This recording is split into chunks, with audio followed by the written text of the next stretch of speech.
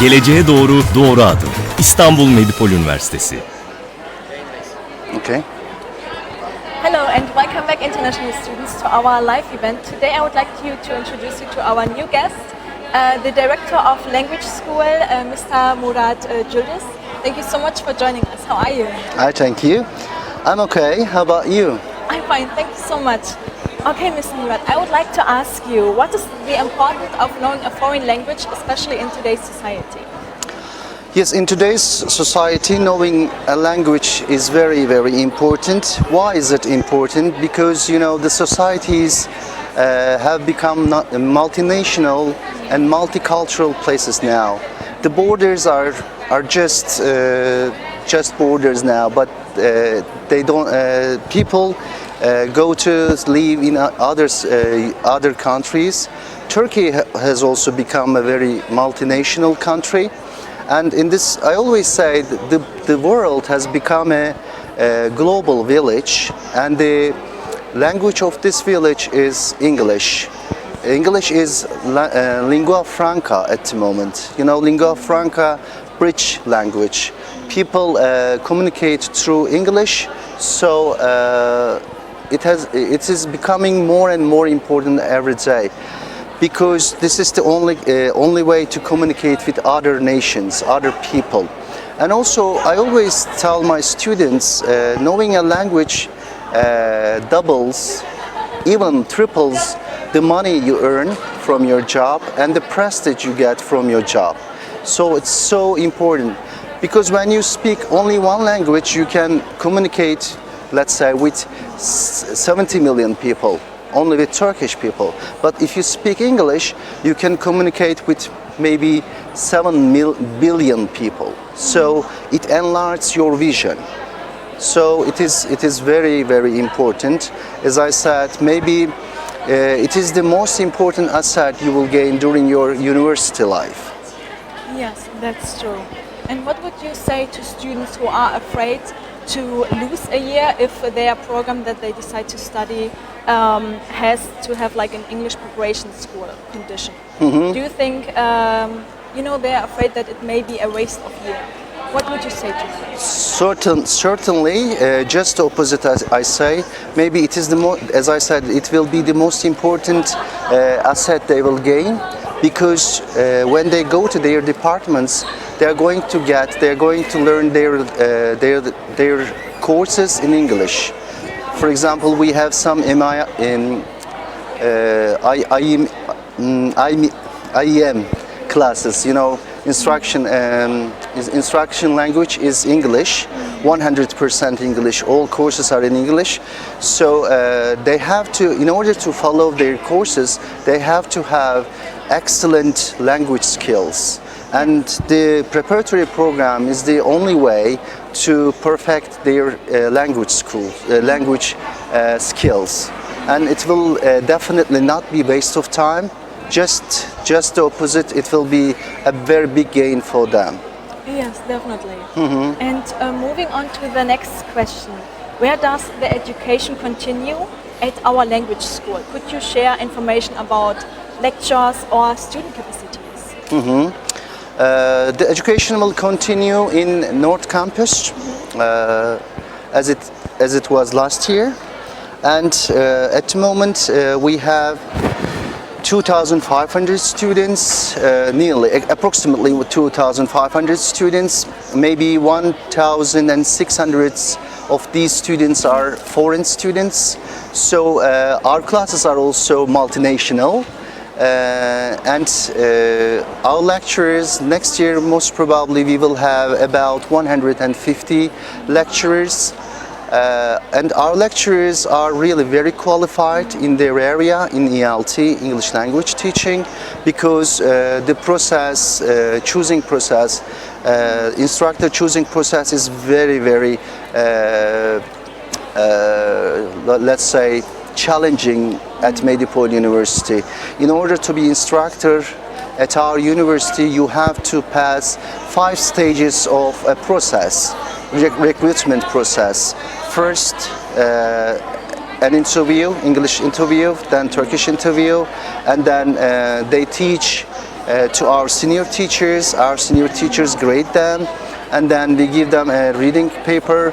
They grade the reading paper, and then we give them an exam, and they try to find the mistakes in the exam. So it's a very challenging process, because it is very important for me, especially as a director, it is very important for me to choose the best candidates.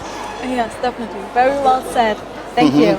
And now moving on to our third question, I want to ask you, what are the advantages of completing the English language program at Medipol? What is the difference between other cities or other universities?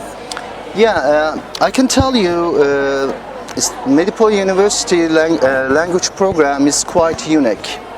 In most of the universities, students go to preparatory program. All of them go to the same program. There's only one program, but in our university, students study preparatory program according to their departments. For example, medical students study preparatory program with medical students and dentistry students. And for example, let's say nursery study with their friends. I mean, with nursery and rehabilitation students. So their groups, and this gives us the chance to give them some terminology in the second semester. In the second semester, we teach them terminology. We call it ESP. ESP, you know, English for specific purposes, and we teach them their terminology. If the student is a medical student, he or she learns medical English. If the student is a business administration student, he or she learns business administration terminology. So when they go to their departments, they are ready to understand everything that is said, that is told in their courses. Yes. That is a huge difference, I think. True, that's very a good point. And now our fourth questions. Could you please explain us in detail about, for example, how are the exams, the assessments, and the evaluation in our language school? In our language school, we try to assess the whole period. I mean, when they come into our program, from the first day to the last day of the program, we try to assess every day of the students. For example, we have teacher assessments. Our teachers assess the students every week, and they give them a mark according to their involvement to the classes and their continuity to the classes. According to some certain elements, they give them some marks, and then the process, as I said, we try to evaluate, assess the whole process, and at the end of, in fact, we have some exams. They're called mid-track exams. In every track, we have mid-track exam, and then teacher assessment, as I said, and track achievement test. And in the end of the year, we have a plot. Plot means proficiency in language assessment test. So the whole process continues during the year, and in the end of the year, if students can get 70 or higher marks, they pass the preparatory program. They complete it. Amazing. Okay, that's good to hear. And now, sadly, we have come to our last question, and it's about accreditation. Our school language, our language school, has been accredited. What is the importance of accreditation in language education? And could you maybe tell us a little bit about the language schools abroad that you have signed protocols with? Okay. In fact, yes, our language school has been accredited since 2018 by Pearson Assured. What does accreditation do? In fact, accreditation tells you, do what you say and prove it. So we have a directory and everything is written there. These are our rules in education, in our system. If the students follow these rules, they will succeed. If they don't follow these rules, they will fail. That's so simple. So when in the first day of the school, if the students know what they're going to what is going to happen, and if they know what rules they have to follow, it gives them a sense of trust and also some sense of conformity. You know, they know what's going to happen.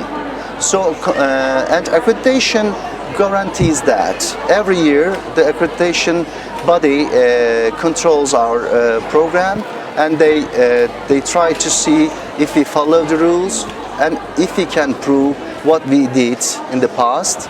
So this is kind of let's say it's a kind of seat belt, you know. That's true. Okay. And when it comes to the protocols, last year I was Fulbright SIR in the US, scholar in residence. I was at Tennessee State University as a visiting professor. I worked there for 1 year, and we signed a protocol with Tennessee State University, Bluefield in the US again, and also we have protocols with para schools in Canada, and they also have a branch in England. So if our students want to complete their education in England, in Canada, or in the US, we can send them there. And when they finish the education there, they bring the results, and we accept these results here, and they are exempted from our program. Okay, thank you so much, and thank you for providing us with such a valuable information and showing us all the amazing possibilities that awaits our students. So thank you very much for your time, and thank you also for tuning in. And see you tomorrow at our next live Q&A event. And yes, thank you very much. Thank you very much for inviting me.